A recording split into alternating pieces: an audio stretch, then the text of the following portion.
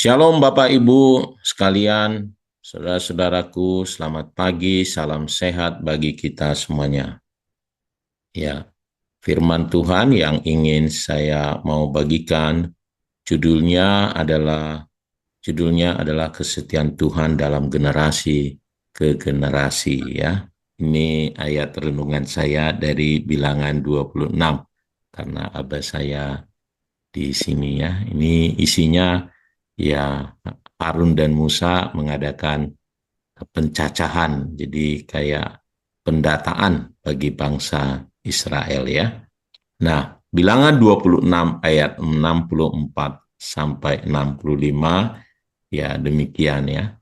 Di antara mereka tidak ada terdapat seorang pun yang dicatat Musa dan Imam Harun ketika keduanya mencatat orang Israel di padang gurun Sinai. Sebab Tuhan telah berfirman tentang mereka, pastilah mereka mati di padang gurun. Dari mereka itu tidak ada seorang pun yang masih tinggal hidup selain dari Kaleb bin Yefune dan Yosua bin Nun. Ya, jadi Bapak Ibu Saudaraku yang dikasihi Tuhan, jadi ternyata di Bilangan 26 ini eh, Musa dan Harun mencatat bangsa Israel. Ternyata cuman Yosua dan Kaleb yang masih tinggal yang berasal dari Mesir, gitu ya. Eh, yang ada yang dicatat itu hanyalah orang yang mereka yang lahir ketika mereka keluar dari Mesir. Berarti ada waktu pencatatan ini ada 4 orang masih, yaitu termasuk Harun dan Musa ya. Tetapi akhirnya Harun dan Musa juga meninggal. Yang pertama Harun dulu, baru Musa. Musa sudah dekat sekali, dia cuma melihat dari jauh gitu. Akhirnya Yosua yang melanjutkan kepemimpinan itu ya, masuk ke tanah Kanaan. Nah, apa yang kita mau belajar? Apa yang saya renungkan, saudaraku ya, dari sini ya, saudaraku ya. Nah, yang pertama, jadi mengapa saya buat judulnya adalah kesetiaan Tuhan dalam generasi ke generasi adalah ternyata Tuhan menyingkirkan generasi yang tidak percaya, menyingkirkan generasi yang tidak taat, generasi yang bersungut-sungut, generasi yang tidak setia ya. Nah, Bilangan 26 tadi yang kita baca itu menunjukkan bahwa semua yang keluar dari Mesir kecuali Yosua dan Kaleb telah mati di padang gurun karena ketidaktaatan mereka. Dan ini Tuhan yang bilang tadi itu di ayat Bilangan 14 ayat 29 sampai 30 ya.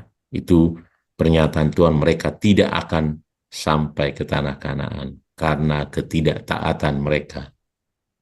Nah, jadi Bapak Ibu Saudaraku yang dikasih oleh Tuhan, pelajaran yang kita boleh ambil adalah ketidakpercayaan, ketidaktaatan dapat menghalangi kita menerima janji Tuhan. Ya, Tuhan berjanji pada orang Israel bahwa mereka akan sampai ke tanah Kanaan, mereka akan menikmati betapa enaknya tinggal di tanah perjanjian itu. Nah, demikian kita hari ini, karena sungguh firman Tuhan di Ibrani dikatakan bahwa eh, perjalanan bangsa Israel menjadi contoh pelajaran bagi kita. Jadi seperti bangsa Israel, mari kita belajar percaya kepada Tuhan dalam segala keadaan. Ya, mungkin keadaan kita seperti di padang gurun ini, tetapi percayalah Tuhan yang menjanjikan kepada kita itu, janji-janji Tuhan adalah setia. Sehingga kita harus percaya penuh dan setia kepada Tuhan. Ya, persoalan bangsa Israel ini adalah mereka tidak setia kepada Tuhan ya.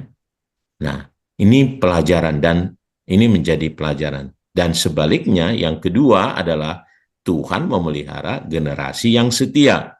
Seperti halnya Yosua dan Kaleb karena mereka percaya kepada janji Tuhan.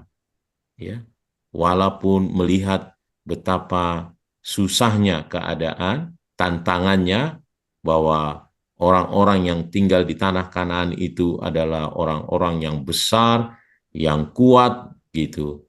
Tetapi mereka percaya, mereka setia, pegang teguh firman Tuhan bahwa tanah Kanaan diserahkan untuk mereka. Nah, jadi pelajarannya adalah Tuhan memberkati mereka yang setia kepada Tuhan. Ya, nanti saya akan baca Mazmur 37 ayat 3 sampai 5 ini. Kita harus menjadi bagian dari generasi yang beriman dan bukan yang bersungut-sungut, bukan yang tidak taat, bukan orang yang tidak setia. Ya. Nah, Mazmur 37 ayat 35 katakan begini ya, percayalah kepada Tuhan dan lakukanlah yang baik. Tetaplah diamlah di negeri dan berlakulah setia. Lalu yang kedua ayat 4, bergembiralah karena Tuhan, maka ia akan memberikan kepadamu apa yang diinginkan hatimu. Serahkanlah hidupmu kepada Tuhan dan percayalah kepadanya, maka ia akan bertindak. Ya.